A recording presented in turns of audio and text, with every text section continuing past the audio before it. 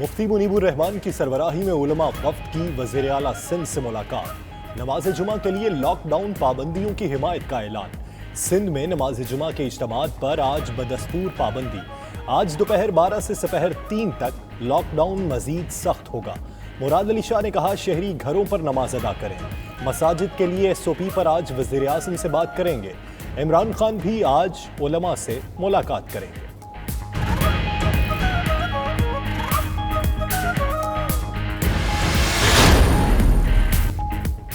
وزیر اعظم سے معروف عالم دین طارق جمیل کی ملاقات۔ عمران خان نے مولانا طارق جمیل کی آگاہی مہم کو سراہا۔ کہا کہ علماء کرام کا تعاون درکار ہے، وہ جلد علماء کرام کے وفد سے ملاقات کریں گے۔ رمضان المبارک کے پیش نظر علماء کرام کی مشاورت سے لائحہ عمل مرتب کیا جائے گا۔ وزیر اعظم سے فخر امام، ثانیہ نشتر اور اسلم اقبال کی بھی ملاقاتیں۔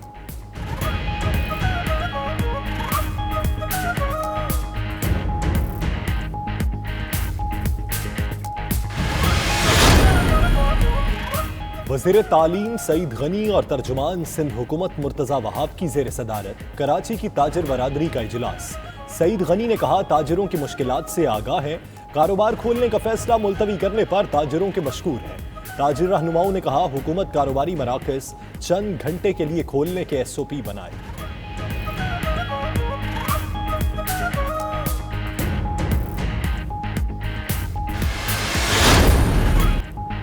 معیشت کا پہیہ چلانے کے لیے بڑا قدم۔ بنیادی شرح سود یکمشت مزید 2% کم۔ اسٹیٹ بینک نے بنیادی شرح سود 11% سے کم کر کے 9% مقرر کر دی۔ ایک ماہ کے دوران بنیادی شرح سود میں 4.25% کمی کی جا چکی۔ اسٹیٹ بینک کے مطابق معاشی حالات مزید بگڑ سکتے ہیں۔ پاکستان میں شرح نمو 2% اور مہنگائی 9 سے 7% تک آ سکتی ہے۔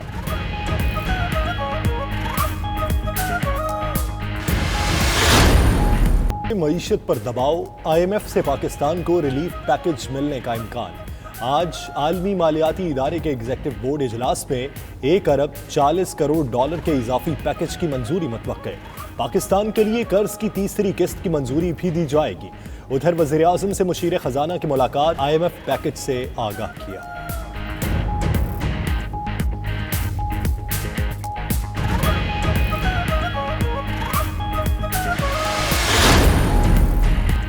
طلباء و طالبات کے والدین کے لیے بری خبر، اسکول فیسز میں 20% رعایت کا حکم نامہ معطل۔ سندھ ہائی کورٹ نے معاملے میں صوبائی حکومت کو 22 اپریل تک جواب جمع کرانے کا حکم دے دیا۔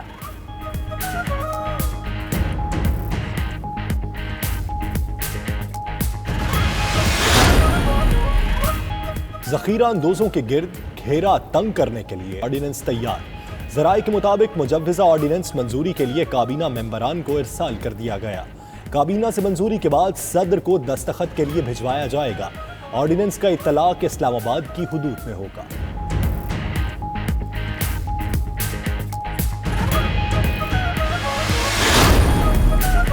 پنجاب میں رمضان بازار نہ لگانے کا فیصلہ۔ وزیر اعلیٰ کی زیر صدارت اجلاس میں عوام کو براہ راست ریلیف دینے کی بھی منظوری۔ عثمان بزدار نے نقد رقم کی تقسیم کا نظام وضع کرنے کی ہدایت کر دی۔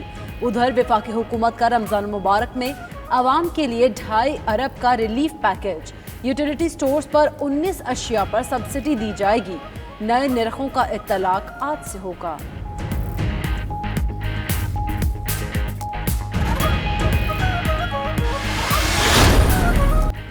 وزیر اعظم کی زیر صدارت national command and operation centre کا اجلاس۔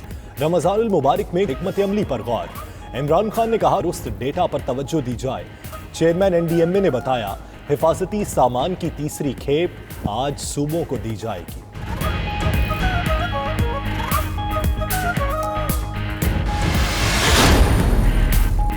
فرنٹ لائن ڈاکٹرز کے لیے انعام۔ حکومت بلوچستان میں طبی عملے کو 2 اضافی تنخواہیں دینے کا اعلان۔ وزیر اعلیٰ جام کمال کی زیر صدارت اجلاس۔ ادھر بلوچستان میں گندم کی بین الاضلاعی نقل و حمل پر پابندی عائد۔ وزیر اعلیٰ کی مستحقین کو راشن فراہمی تیز کرنے کی ہدایت۔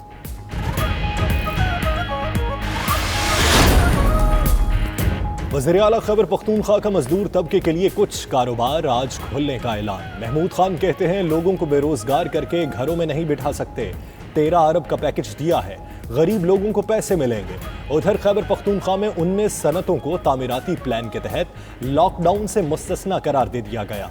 ईंटों के भट्टे, क्रश प्लांट, कंक्रीट ब्लॉक और पाइप फैक्ट्रीज भी शामिल।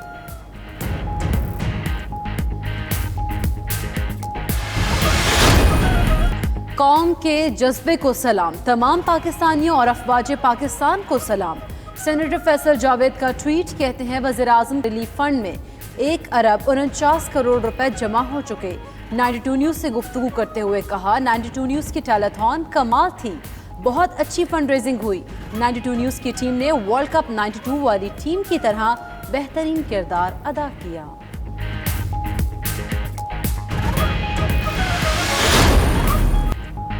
नून लीग की मुश्किलात कम न हुई।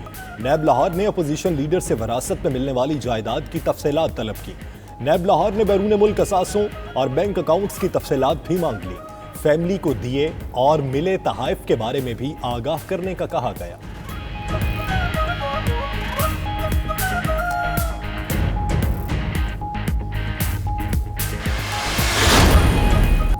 तेरह साल में कौमी खजाने को 4,802 अरब रुपए का नुकसान हुआ। Power sector scandal inquiry report में मजीद होशरुबा इंकशाफात। रिपोर्ट के मुताबिक सब्सिडी और गर्दिशी कर्जे के बायस कौमी खजाने को नुकसान पहुंचा। उधर पावर प्लांट्स मालिकान के साथ हुकूमती मुज़ाकराती टीम का इजलास। इंक्वायरी रिपोर्ट के बाद चंद पावर प्लांट्स के मालिकान गैर मुनसिफाना मुनाफा छोड़ने पर आमादा हो गए।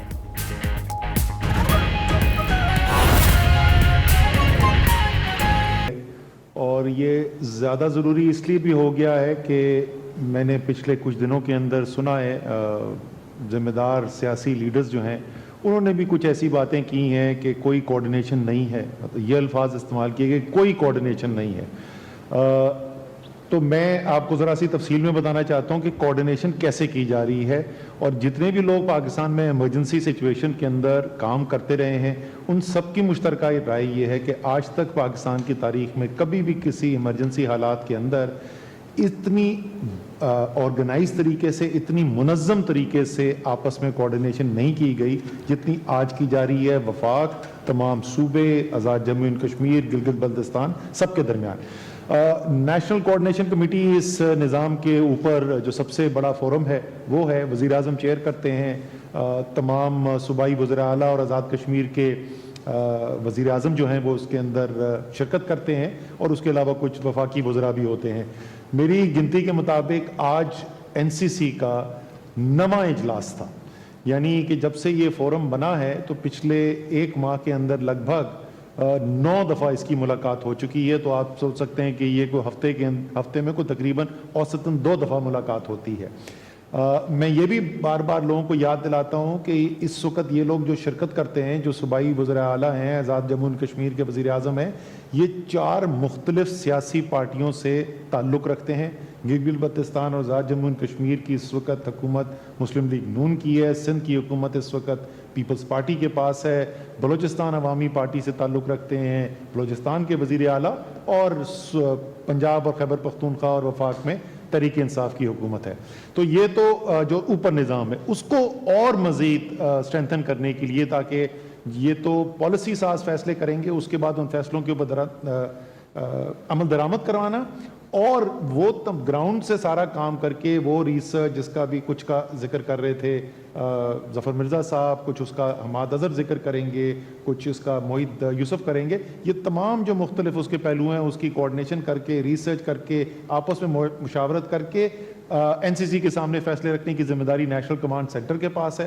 नेशनल कमांड सेंटर रोज़ाना मुलाकात करती है, रोज़ सुबह 10 बजे हम मुलाकात करते हैं। और जब से नेशनल कमांड सेंटर बनी है ये हर रोज़ मुलाकात हुई है, चाहे वो हफ्ता हो या इतवार हो, रोज़ाना मुलाकात होती है। कुछ हम उसमें वफाकी वज़रा हैं, उसके अलावा तमाम सूबों के चीफ सेक्रेटरीज होते हैं वहाँ पर, गिलगित बल्तिस्तान और आज़ाद जम्मू एंड कश्मीर के भी, ये तमाम लोग सब बैठते हैं। इसके अलावा एक्सपर्ट अगर कोई ख़ास चीज़ जिस तरह जो नई टेक्नोलॉजी, ये भी बड़ी खुशाइंद बात है, आपको अगले 2-3 दिन में हम तफसील बताएंगे कि इससे मुकाबला करने के लिए जो मुख्तलिफ इक्विपमेंट जो बनाने हैं, जो मुख्तलिफ मेडिकल जो सप्लाईज लेनी है, वो पाकिस्तान में किस तरीके से हम डेवलप करने की कैपेसिटी बना रहे हैं। उसके लिए हमने फवाद चौधरी साहब को बुलाया हुआ था और मुख्तलिफ लोग इस तरीके से आते रहते हैं। उन फैसलों के ऊपर عمل درآمد کروانا اور وہ گراؤنڈ سے سارا کام کر کے وہ ریسرچ جس کا بھی کچھ کا ذکر کر رہے تھے ظفر مرزا صاحب, کچھ اس کا حماد اظہر ذکر کریں گے, کچھ اس کا معید یوسف کریں گے, یہ تمام جو مختلف اس کے پہلو ہیں اس کی کوارڈینیشن کر کے ریسرچ کر کے آپس میں مشاورت کر کے این سی سی کے سامنے فیصلے رکھنے کی ذمہ داری نیشنل کمانڈ سینٹر کے پاس ہے.